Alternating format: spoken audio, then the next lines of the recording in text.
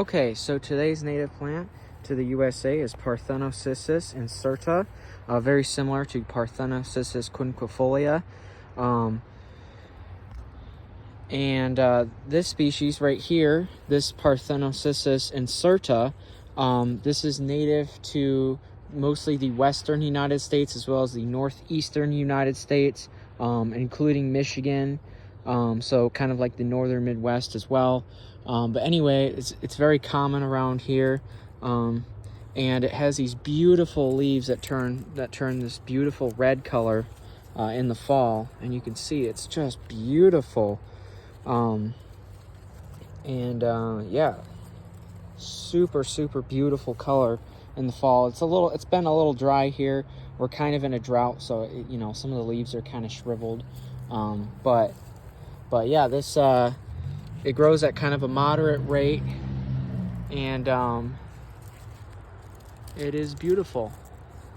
Turns this beautiful red color in the fall. Oh, and it's in the family Vitaceae, so it's actually related to grapes, interestingly enough, both domesticated and wild grapes, which is pretty interesting. So yeah, these will grow in full sun or even shade. Although they do grow bigger in sun, they will grow in shade as well. These can be kind of like a ground cover. I've seen them as like a ground cover in forests. And they will occasionally climb stuff like this tree, this maple tree right here. And here's one on this fence right here.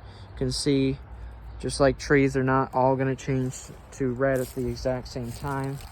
But here's one right here. The ones in more sun usually turn more red, I've noticed.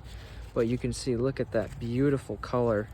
And this is such an easy to grow native vine. Very common. You can even see the stem right here. You could even take the stem right here, and you can just cut a piece of it off. And you can just, stick it in water, stick it in dirt, and for a few weeks, and it'll literally grow roots and start a whole new plant.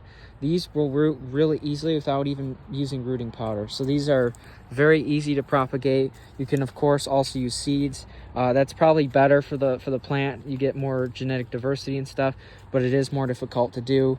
But yeah, whenever I use native seeds, I like to just toss them around an area where I want them to grow, and then but usually before winter, so that they get cold stratified, and then just hope they come up the next year.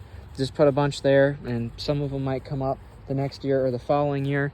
And then you can also do cuttings too. Like I said, this is a lot easier and quicker, but you won't get as much genetic diversity. So they both have their pros and cons to them, to the way that you can propagate it. But yeah, beautiful native plant to the USA. Again, in the family Vitaceae. They prefer full sun, but they'll do fine in the shade. They will get more red in the sun, it seems, in the fall. And yeah, it's just beautiful plant. And also, no, the fruit are not edible. These fruit are toxic. They contain oxalic acid, the fruit that this plant makes. Well, for humans anyway. For birds and wildlife, they're perfectly edible. So they're really good for birds and stuff, which are adapted to eating them, just not humans. But yeah, they have these beautiful kind of shiny leaves. It's just such a beautiful plant. Again, super easy to grow, not terribly aggressive. They grow at kind of a moderate rate, not super fast, not super slow. And they're really easy to grow. They'll grow in dry, crappy clay soil. They'll grow in sandier soil. They'll grow pretty much in any soil, in any light. But again, they prefer full sun, and they probably prefer a little bit more moisture. But again, they'll grow in pretty much anywhere, basically. So they're not very picky. You can see, here's what the fruit look like of Parthenocissus inserta. It's very high up, I apologize. But you can see that's what the fruit look like, way up there. They look really cool. But yeah, it's very high up there. But it's so beautiful red up there. Let me show you from a different angle. You can kind of see it. Look at that, super beautiful. You can see them just climbing all over here. Beautiful red. Here's another one right here. Beautiful red. Here's another one. Here's some more that haven't turned as red yet, but they're starting to. Again, it's like trees, they're gonna change colors at different times, but it is such a beautiful native vine to the US. And yeah, so this is again Parthenocissus inserta, but there is a very closely related, also native and very common Parthenocissus quinquefolia, and they're extremely similar, like very, very similar.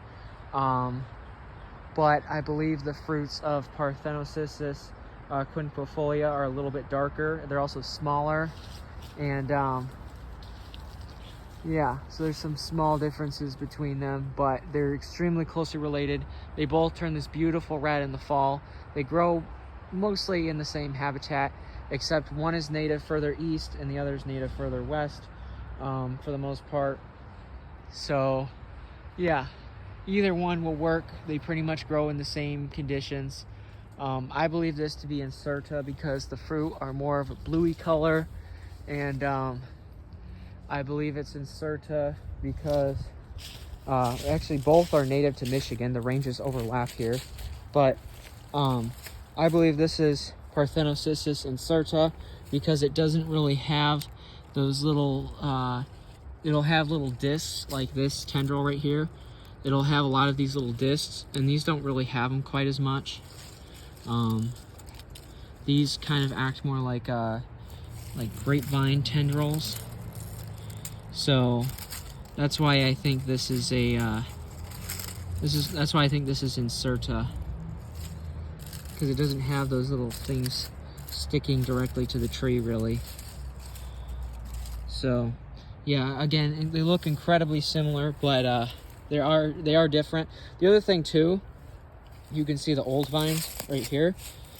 This turns gray, and that's another sign that it's inserta, because inserta will turn gray when the stem gets old, whereas Parthenocissus quinquefolia will kind of remain brown. So again, they look incredibly similar. It's very, very easy to mix them up. But yeah, they're honestly almost the same plant. They're extremely similar. And again, they're both native to the US. They pretty much grow in the same areas as far as like habitat goes. They grow in kind of the same habitat. They pretty much provide the same benefits to wildlife. Very, very, very similar species. But yeah, beautiful, beautiful, beautiful native plant. Absolutely love it. Again, these leaves are kind of shiny. And they're still shiny in the summer, yeah, it's fall and now they're beautiful red, and I just love the color. I can't get over it, even though it's a little wilty because it's been very dry here. We're kind of in a drought. Still very, very beautiful. Absolutely love it. And yeah, just wanted to share that with you guys. Hope you guys got something out of that, and yeah.